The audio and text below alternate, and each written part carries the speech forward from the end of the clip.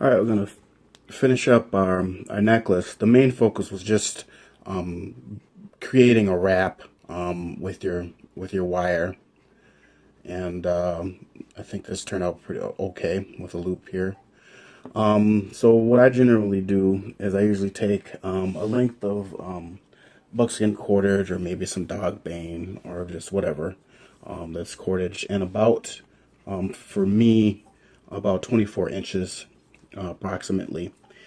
And what I like to do is then I have some just store-bought regular pony beads. I think that's what they're called. I could make my own. I could make wood ones. I could make bone ones. I could make shell ones. But I'm cheating today, so I'm just gonna go ahead and use these that I bought here. These are made of plastic. So what I like to do is I like to take my thread here. Sorry if the camera's not wanting to focus, or my cordage here, and thread this through here on one side, and then I'm gonna go ahead and I usually thread in a bead first here, and then I'll take a longer one of my my bones here, and I have to thread this through, make sure that it's a clear pathway. And then push this through. Sometimes it helps to put some Elmer's glue or some super glue at the very ends of these, so that they're a little harder and they're easier to push through. And then I add another bead, and then I'll add another bone. So make sure that these are clear. My reamer here. Pipe cleaner would work as well. They don't work as well, I don't think. It's better just to use an awl, or make a contraption like this.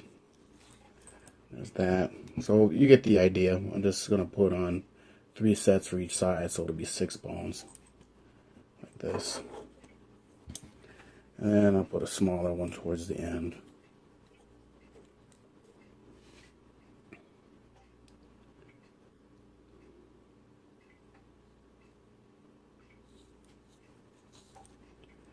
And then another bead here.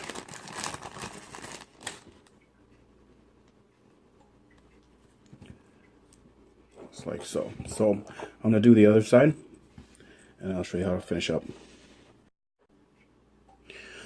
Alright, so here we pretty much have it. I put 6 on, and there's lots of ways I could have done this as far as how the ends of the bone pieces match up. The bleaching works pretty well. When you wear it against your skin, it tends to go back to yellow. So if this was just for something to just kind of sit on a shelf or just decorative, then you just bleach this, for another 24 hours and then let it air dry, and it should be completely white. I don't mind the splotches on here. That's just kind of the way it's gonna turn out, and it kind of looks rustic. Anyways, how I tend to finish these off is I like to make these types of necklaces adjustable. So I'm going to do a fisherman's knot with double overhand knots. So a fisherman's knot is essentially, or rather a double overhand knot is, we're just going to go one around and then another around. That's 2 right there, right? And then we've got this loop here. So then I'm going to go ahead and I'm going to feed the other end through that loop. And so I don't lose it, again, I can just cinch up a little bit like that.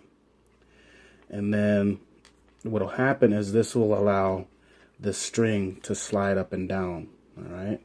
But we got to anchor it. So now this end here, I'm going to do a double overhand knot around it. So I just go 1 and 2, 1 and 2. Now there's lots of ways to make clasp for this. This is just the method I like to use for this type of necklace. I don't have to add any extra pieces or anything. And I have these ends off of here because what happens is now that you have this fisherman's knot here, I can adjust the length of the necklace by simply pulling to make it longer, or I can pull the ends to make it shorter, like so. All right, and it'll stay by friction. So this is the type of knot I like to use for this type of necklace, because sometimes I can get it tightened up and it'll become a choker, or I can wear it longer depending on what I'm wearing with it. So that's pretty much it. It's just real quick and dirty way of making a necklace. You can do this sort of treatment with any other sort of lanyards that you'd like. The bird bones work really well for different primitive or Aboriginal looking type of embellishments for garments, whatever you're making. And then this was just a wire wrap. I very well could have hafted this onto an arrow shaft, and but I would have used sinew or some regular cordage or something. So just for a decorative piece. Okay, so here is the finished necklace, and it's at its pendant length here. I'm going to pull the strands that I left for when I made the double overhand fisherman's knot, and I will show you that length in just a second. Alright, this is the choker length, and all I had to do was just pull the loose end here to make the adjustments, and I have to pull it on both sides actually.